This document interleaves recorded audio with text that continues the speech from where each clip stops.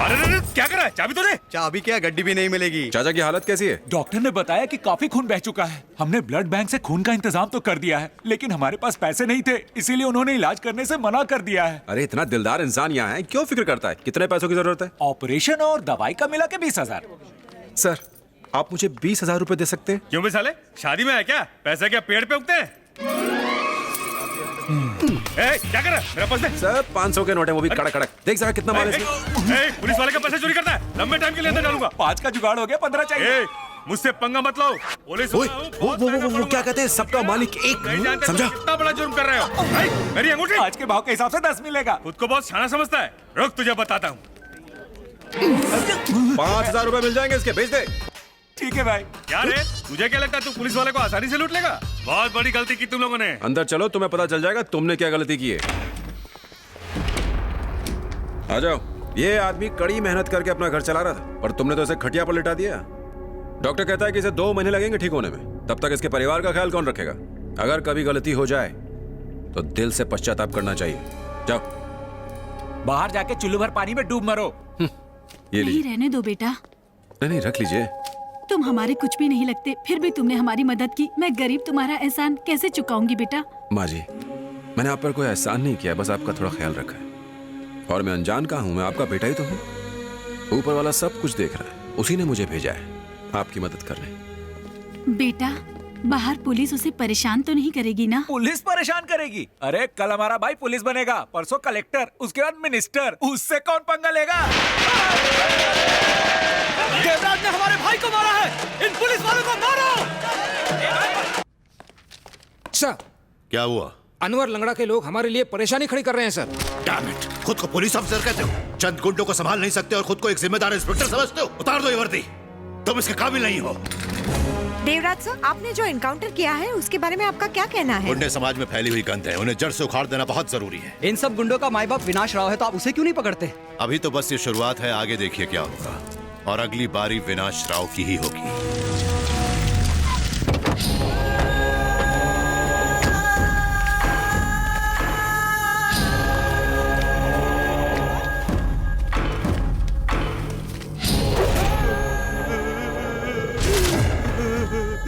बड़े भाई, देवराज ने हमारे भाई को मार दिया, हम कुछ नहीं कर। बंद कर, जो हो गया सो हो गया। वो एक एक करके हमारे आदमियों का इनकाउंटर कर रहा है। ये मर गया तो इसमें रोने की क्या बात है? हमारे भाई ने हमें सब कुछ दिया। मुझे देख, मैं यहाँ नागपाड़ा का डॉन हूँ। अपने धंधे में ये सब होते रहता है। आज ये मरा, कल ये मरेगा, कल तू सब मरेंगे, कोई नहीं बचेगा। हम सब एक एक करके साफ हो जाएंगे। आखिर में उसका हाथ आपके गिरेबान तक आ पहुँचेगा, तब आपको कौन बचाएगा? है? उसे मौत के घाट उतार देना चाहिए। विनाश राव, नाम सुनते ही तबाही का मंजर आंखों के सामने आ जाता है। इसकी दहशत के आगे बड़े बड़े इंडस्ट्रियलिस्ट्स, बिजनेसमैन, यहां तक कि मंत्री भी अपना सर झुका लेते हैं।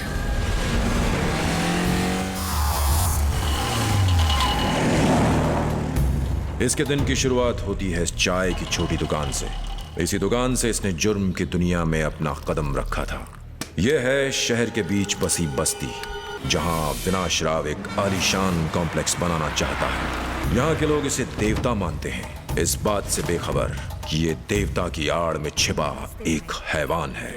ऐसा हैवान जिसके कई गैर कानूनी धंधे हैं, जैसे कि चिट फंड, मिनरल वाटर की आड़ में करोड़ों का गैर कानूनी स्पिरिट का कारोबार, ताकत का नशा ऐसा कि किसी की जुर्रत नहीं जो इससे आगे निकल जाए।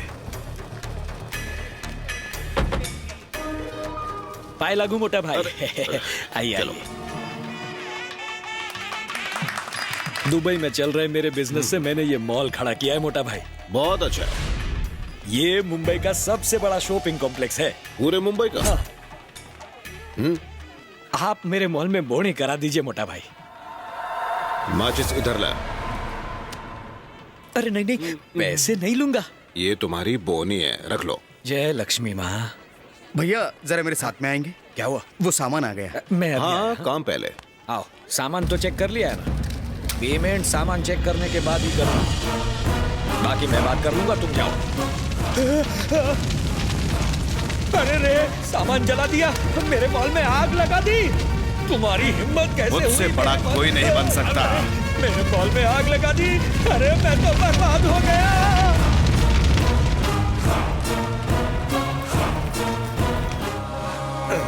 क्या क्या करूं इस लड़के का? हाँ? आप आ गए? क्या हुआ? पेट में दर्द हो रहा है? सीने में दर्द हो रहा है मेरे। हार्ट अटैक ना आ जाए, मैं डॉक्टर को बुलाती ये हूँ। सब तेरे बेटे का किया धरा है। बुलाओ उस नालायक को। क्या किया उसने? किया क्या है पूछती है। एक पुलिस वाले को जोर जोर से पीटा, मारा और उसके पैसे छीन के आया ये। जरा देखो कैसे बेशर्मों की तरह धोती, बैठा है। धोती। धोती मैं संभाल लूंगा, तुझे कौन संभालेगा? 3 घंटे पुलिस स्टेशन में अरे, काटे अरे, मैंने। अरे। क्या अरे अरे करती हो? एक मुजरिम की तरह बैठा था मैं वहाँ, और इस गधे को कोई फर्क नहीं पड़ा। कितना शर्मिंदा हुआ हूँ मैं वहाँ। चिल्लाने से कुछ नहीं उल्लू होगा। का पट्टा। अपने बच्चों पर चिल्ला रहे हैं, उससे क्या फायदा? उससे कुछ नहीं होगा। बच्चे जो भी करना चाहते हैं उन्हें करने देना चाहिए। ये देवराज आईपीएस इसलिए बना क्योंकि शुरू से पढ़ाई पर ध्यान देता था। और एक हमारा बेटा है जो 2 साल से एक ही क्लास में खूंटा बांध के बैठा है बस। मैं एक क्लास में लगातार 2 बार फेल हुआ। यकीन नहीं होता ना? मेरे पापा ने मुझे एक दिन मारा और कहा कि पढ़ाई करना मेरे बस की बात नहीं है। लेकिन मैंने उनकी बात नहीं मानी, क्योंकि मैंने अपने दिल में ठान लिया था कि मैं पढ़ूंगा, खूब मेहनत करूंगा। और मैंने पढ़ाई शुरू कर दी। बहुत मेहनत की है। ये भी मेहनत करेगा? हमारा बेटा क्या खाक मेहनत करेगा? आईपीएस। वो टीवी देखता है और आवारागर्दी करता है। इसकी पढ़ाई लिखाई के लिए कितना पैसा आज तक खर्च किया है मैंने। उस पैसे की कदर है इसे? मगर अब बहुत हो चुका। आज के बाद 1 पाई खर्च नहीं होगी इस पर, कह दो इससे। आपसे पैसे किसने मांगे हैं? तुम चुप रहो। मुझे भी मेरे पापा ने पढ़ाई के लिए एक फूटी कौड़ी भी नहीं दी थी। अब आप पूछेंगे कि मैं दर्द हो रहा है? मैं पार्ट टाइम एक ऑटो चला के अपने कॉलेज की फीस भरता था। अब तो आप समझ ही गए होंगे कि मैंने क्या हुआ? बताइए ना। पापा। क्यों अपने पापा को हमेशा तंग करते रहते हो? ध्यान से पढ़ाई करो वरना हम तुम्हारी शादी करवा देंगे, समझे? तुम फिर घर बार संभालते बैठना। बच्चों पर शादी थोपने का क्या मतलब है? हाँ? शादी के बंधन में बंधना तो ऊपर वाले के हाथ में होता है। आप भी जरूर मेरी एक बात मानेंगे कि हर आदमी की तरक्की के पीछे एक औरत होती है। उसी तरह मेरे भी पीछे है मेरी पत्नी। इनसे मिलिए, गायत्री। और ये है मेरे बच्चे जो मेरे दिल के बहुत करीब है। हम इस छोटे से परिवार में बहुत खुश हैं। माँ बाप को अपने बच्चों पर अपनी मर्जी नहीं थोपनी चाहिए, बल्कि उन्हें अपनी जिंदगी अपनी तरह से जीने देनी चाहिए। ये हमारे प्रोग्राम का आज का मैसेज है। अगली बार तक नमस्कार। प्रोग्राम अब खत्म हुआ। चिल्लाना बंद कीजिए और देवराज जिस कॉलेज में पढ़े उसे मेरा एडमिशन करवा दीजिए। समझाओ अपने बेटे को। मैं कोई बच्चा नहीं हूँ। इससे कह दो कि आज के बाद इसके पिताजी इससे एक लफ्ज नहीं कहेंगे। पर यदि इस साल ये फेल हुआ तो क्या अपनी जिद छोड़ देगा?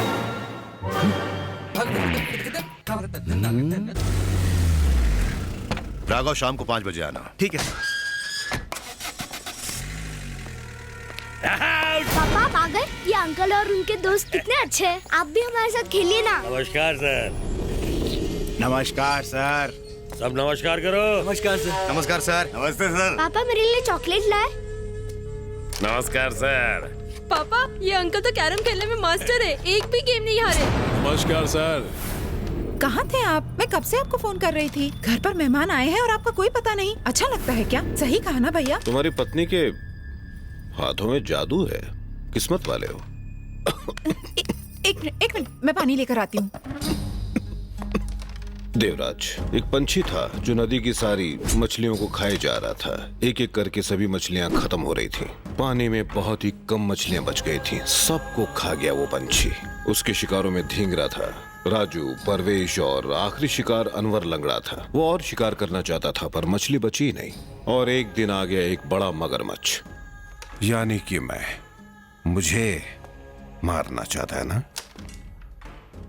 मैं नहीं चाहता कि मुझे तुम्हें ढूंढने की मेहनत करनी पड़े। अब मैं तेरे बिल्कुल सामने खड़ा हूं, तेरे घर में। मार मार मुझे।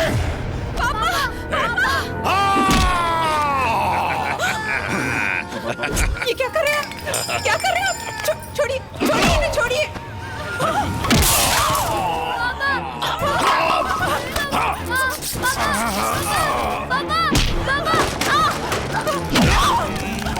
क्यों मार रहे हो मेरे पति को?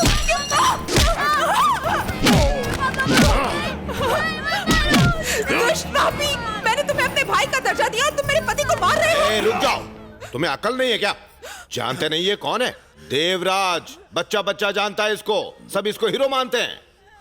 लेकिन मुझे कोई नहीं जानता। जानना चाहिए ना? बाहर ले जाके मारो इसे।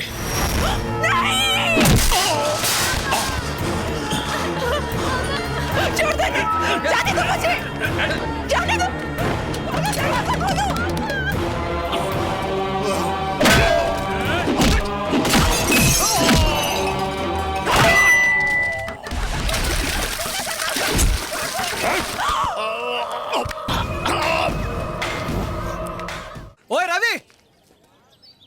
अरे रवि, अपने भोले का दिमाग खराब हो गया लगता है। क्या हुआ? तू खुद ही देख ले, पता चल जाएगा। अरे मैं लुट गया, बर्बाद हो गया।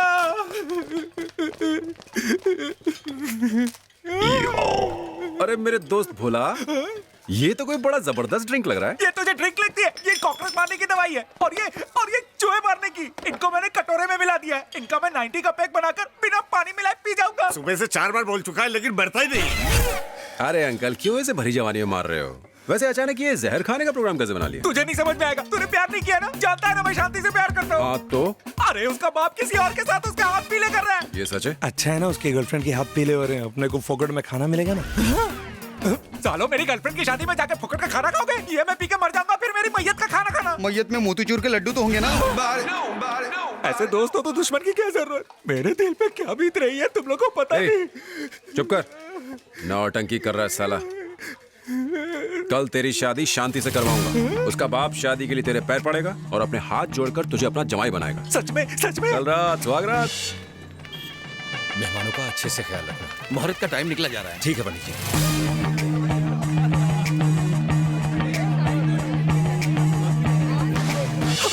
Control control. आयुष्मान भव बेटी। हम लोग लड़की को किडनैप करेंगे तो फिर किसे?